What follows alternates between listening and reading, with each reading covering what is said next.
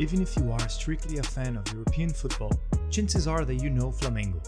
And that is because this Brazilian club has been a home at one point or the other to some of the biggest names in European football, including the great Ronaldinho, Adriano, Vinicius Júnior, and the Inter Milan legend Júlio César and Felipe Luís. If you pay close attention, you will see the club based in the city of Rio de Janeiro is not referred to as a football club. As a matter of fact, it's referred to as Flamengo Rowing Club. And that is because the club started out in rowing, a team sport which involves racing boats with the use of oars. At the time, this was one of the most elite sports in the country. In their debut rowing game, the rowers nearly drowned because of the really strong winds that hit their boat. A month after the debut in 1895, the club was officially founded. They elected the first ever president and board members in that meeting. At the time, they went by Grupo de Regatas do Flamengo, which means Flamengo Rowing Group, which they later changed to the name they currently go by. It was strictly a rowing club until 16 years later when football players from Fluminense Football Club, an already established football club in Brazil at the time, broke away and joined Flamengo. In 1911, 10 Fluminense players had a falling out with the club's board and then decided to break away. And for them, Flamengo was an easy option because Fluminense's team captain at the time, Alberto Borgherth, was also a rower for Flamengo, and he was one of the players who wanted to break away from Fluminense. So these players came over to Flamengo and started their own football club from scratch.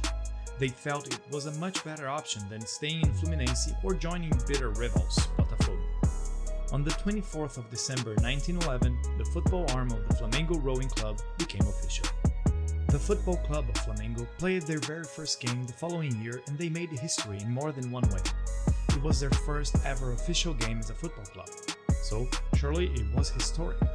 But they won the game against Mangueira, fellow Rio de Janeiro club, 16 goals to 2, which still remains the biggest margin they have ever won a game by. In that same year, the Flamengo boys had to face the club they broke away from, so of course it was dramatic. But Fluminense came away with a 3-2 victory in that game, which was the very first edition of Fla-Flu rivalry. Of course, just by hearing it, you can tell that the name was coined from the names of both the clubs. This rivalry grew to be a very heated one, and surely everyone expected that, considering how Flamengo's football team was formed. Today, the Fla-Flu rivalry is perhaps the biggest football rivalry in the whole of Brazil, and probably one of the biggest in the entire world of football. That first game in 1912 had only 800 spectators. But since then, this fixture has grown to be one of the most watched matches in Brazil, always filling up the Maracanã, where it is mostly played. Although the Maracanã seats just a little more than 78,000 people, this fixture has recorded over 100,000 spectators in the stadium on more than 10 different occasions. That is how huge this rivalry is. Brazilian football fans would not miss it for anything. Flamengo did great in their first few years as a football club, but they really began to enjoy massive improvement and success between 1934 and 1955 under new club president José Bastos Padilha. A new stadium and training center were built and inaugurated. A European coach who brought a new and different style was hired, and big players like Leônidas da Silva, 1983 World Cup Golden Boot winner, were signed. In this period of development of the club, Flamengo grew to be really popular.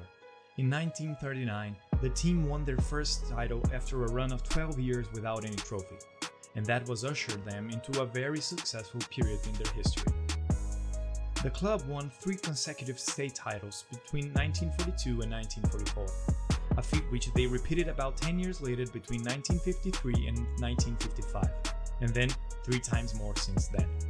One thing the football department of Flamengo has always been focused on is the development of talent. They established a youth team which trains young football players in the style of the club and promotes them to the senior team or sometimes sells them to other interested clubs. In the 70s, the club really benefited from this academy. Players like Júnior,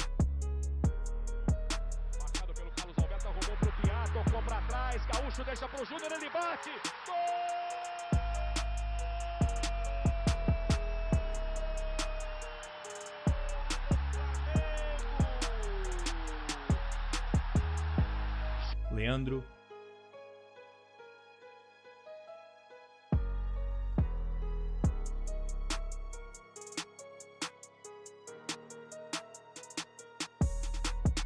and the Brazilian great Zico were all promoted from Flamengo's youth academy.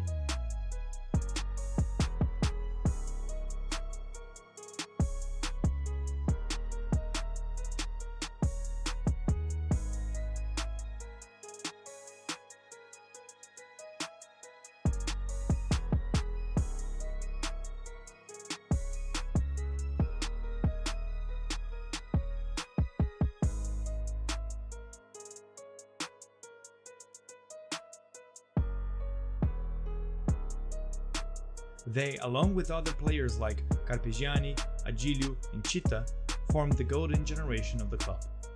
With this crop of very talented players, Flamengo won the very first ever Brazilian championship, and by virtue of winning that title in 1980, they qualified to represent the country in the 1981 Copa Libertadores, a continental championship for professional football clubs in South America. In their first ever Copa Libertadores tournament, Flamengo did excellently.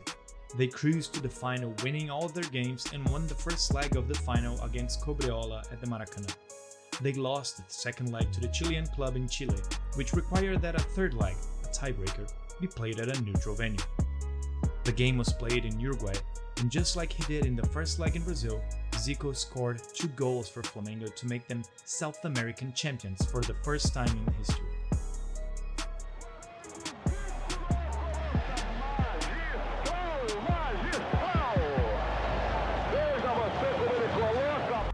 It was also a really big feat considering that was their very first showing. Winning the Copa Libertadores that year meant that Flamengo got to represent South America in the International Cup. They were to play European champions Liverpool in what was the biggest game in the club's history at the time. The game was played in a neutral venue, Tokyo. If Flamengo won that game, they would become world champions. And they did. They won the game and won it well. Flamengo defeated Liverpool 3-0, with all the goals coming in the first half of the game. With that victory, Flamengo became one of the few clubs to win the title in their first attempt. They also became the first Brazilian world champion since Santos, led by one of the greatest football players of all time, Pelé. Zico, who till date is one of the greatest players the club has ever produced, left the club in 1984, and for many, his exit marked the end of Flamengo's golden generation. A period which saw the club and fans not only enjoy beautiful football, but also huge success at the state, national, intercontinental and global levels.